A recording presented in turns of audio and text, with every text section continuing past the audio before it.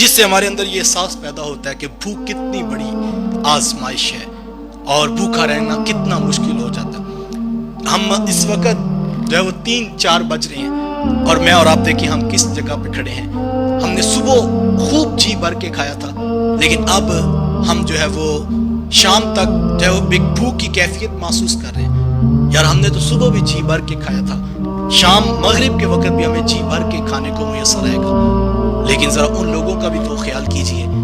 جو صبح دسترخوان پہ بیٹھے تو سوائے پانی کے گلاسوں کے ان کے پاس کچھ نہیں تھا، اور وہ پانی پی کر دوبارہ مسجد میں جا کر بیٹھ گئے، اور شام کو دسترخوان سجنے لگا تو وہاں پر سوائے پانی کے گلاسوں کے کچھ دکھائی نہیں دے رہا تھا۔ وہ لوگ بھی تو ہیں جن کو کھانے کے لیے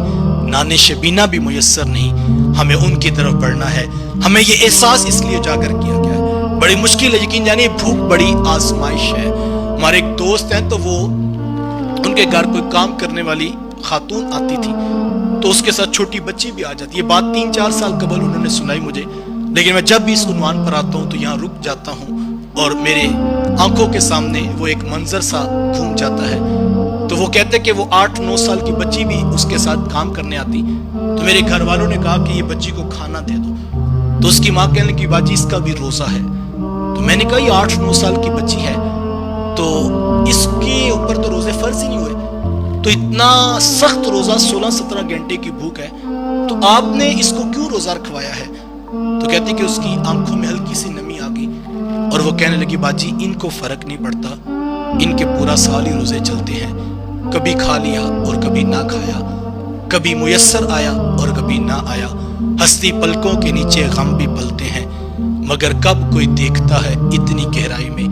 ایک طبقہ تو وہ ہے اس وقت جو ملک کے لاک ڈاؤن کے حالات ہیں، ایک طبقہ تو وہ ہے جو سرے بازار آ گیا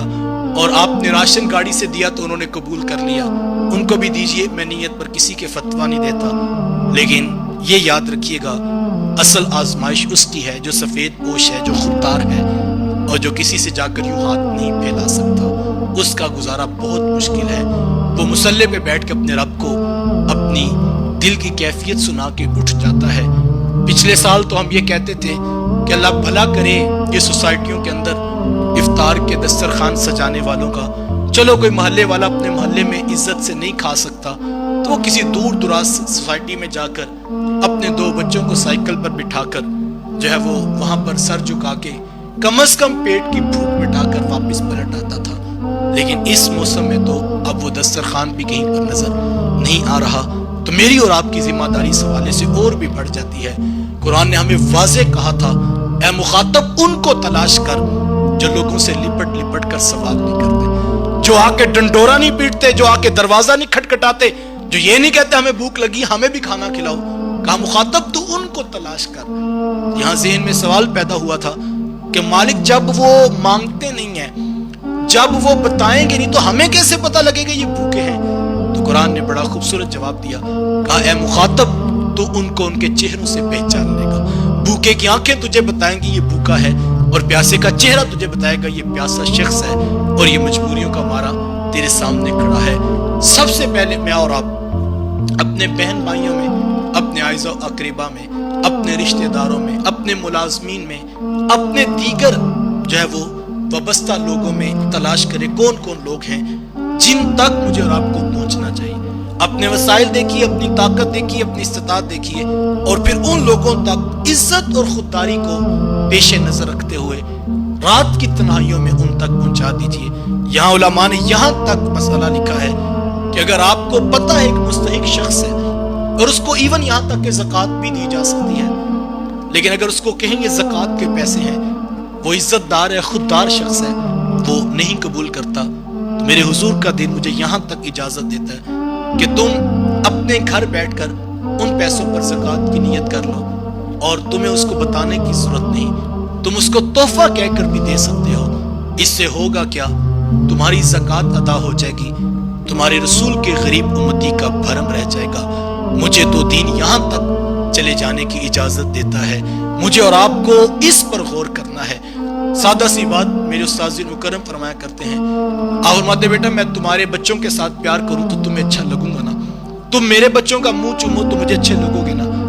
تو کہا بیٹا جو حضور کی غریب امت سے پیار کرے گا وہ اللہ کے رسول کو کتنا پیارا لگے گا. بڑا مزہ ہے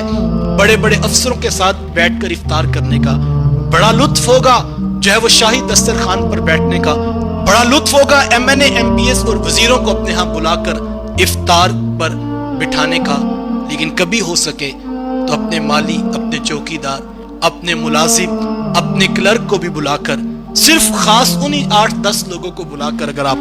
گھر میں عزت کے ساتھ اسی پروٹوکول کے ساتھ جو آپ امراء کو دیتے ہیں ان کو کھلائیں گے تو غریب ہوتا ہے